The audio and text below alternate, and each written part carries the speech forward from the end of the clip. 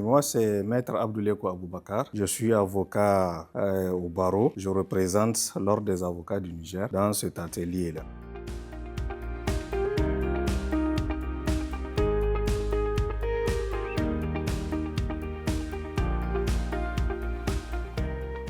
En fait, l'objectif principal de cet atelier-là porte sur non seulement la rélecture de la loi numéro 63 portant procédure à suivre devant les juges de paix, mais aussi et surtout adapter cette loi au contexte actuel.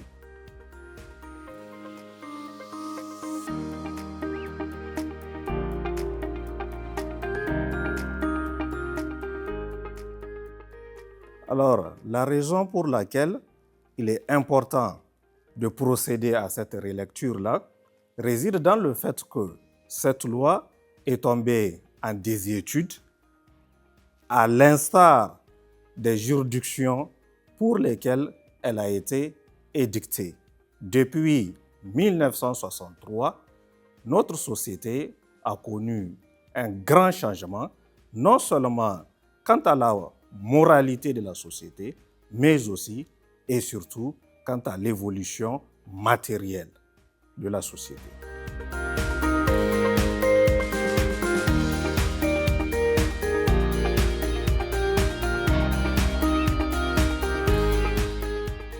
L'enjeu ou les enjeux qui sont liés à cette rélecture consistent non seulement dans le fait de permettre aux justiciables d'accéder plus facilement au juge, mais aussi et surtout d'ailleurs de lui permettre d'avoir un juge de proximité et également la façon dont il doit s'adresser, qu'on appelle communément dans le langage juridique, la façon de saisir le juge.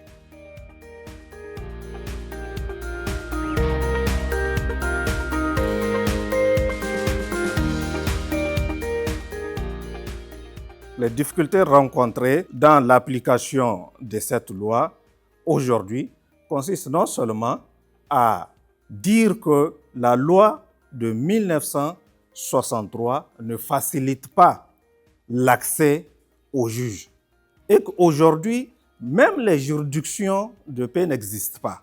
Elles ont été remplacées par les tribunaux d'instance. Donc, pour des raisons d'harmonie, il fallait non seulement relire cette loi-là, mais aussi l'adapter au contexte actuel pour permettre non seulement aux justiciables d'accéder aux juges, mais aussi prévoir d'autres matières, notamment la matière coutumière. Parce que la loi de 1963 ne prévoit pas la procédure à suivre en matière coutumière, mais plutôt et seulement en matière civile et commerciale.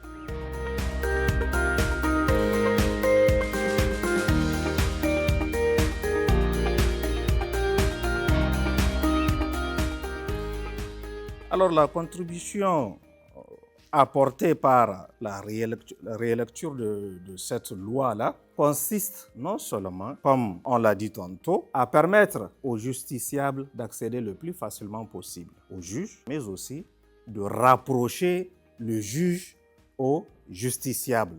Donc, pour lui permettre d'avoir une justice de proximité.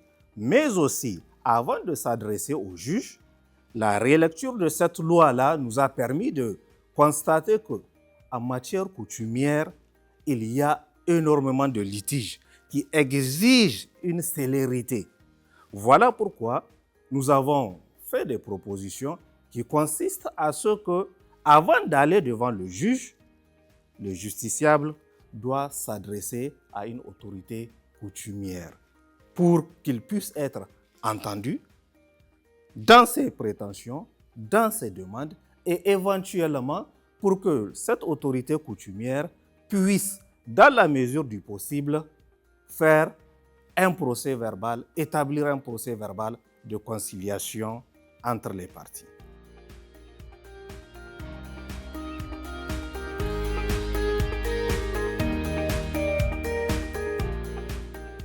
Alors, l'amélioration, c'est ce que nous avons expliqué tout à l'heure. La loi de 1963 sur la procédure à suivre devant les justices de paix en matière civile et commerciale ne prévoit pas la matière coutumière.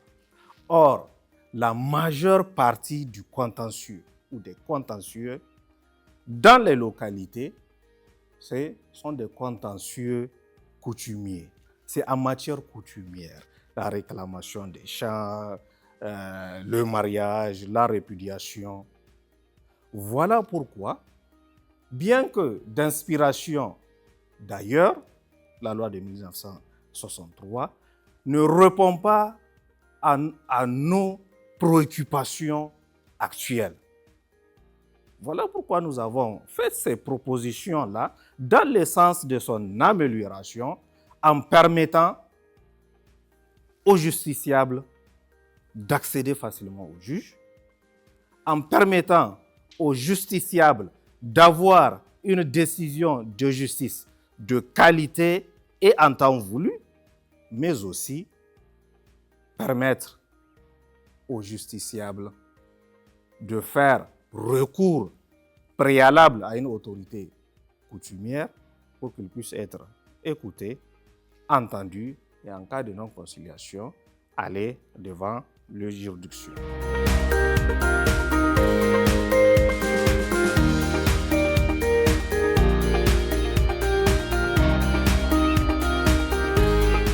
Cette question rejoint la précédente question, sauf à préciser relativement à cette dernière qu'un autre objectif est visé dans la relecture de la loi de 1963. Cet objectif-là, c'est tout simplement privilégier la conciliation entre les parties. Voilà pourquoi, dans la relecture, nous avons fait des propositions consistant non seulement à faire une première tentative de conciliation devant les autorités coutumières, mais aussi une autre tentative de conciliation devant le juge. Donc, l'objectif aussi de cette relecture-là consiste à privilégier la conciliation plutôt que d'aller toujours au contentieux.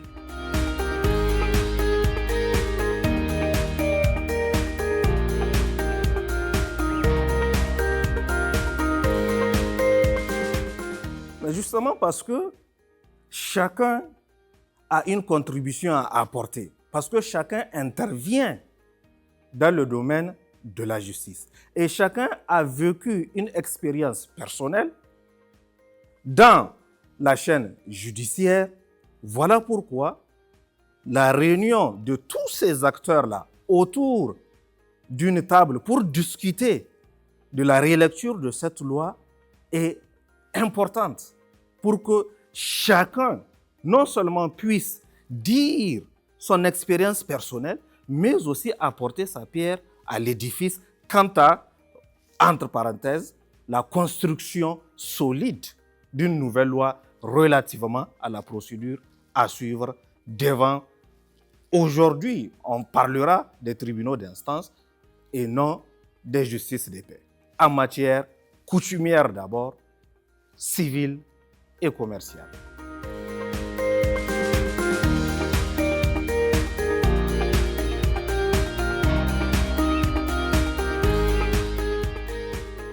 Alors, ce que nous attendons de cette activité, c'est qu'au sortir de celle-ci, nous puissions non seulement, nous tous, acteurs de la justice, avoir une même lecture de cette loi-là pour que, conséquemment, dans son application, nous ne puissions pas avoir des problèmes, des contradictions, de mauvaises interprétations.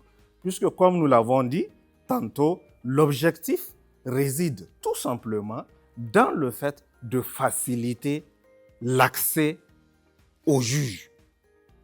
Faciliter l'accès au juge consiste tout simplement à permettre au justiciable de le saisir avec des formalités légales qui ne sont pas rigoureuses et aussi instituer des juridictions de proximité.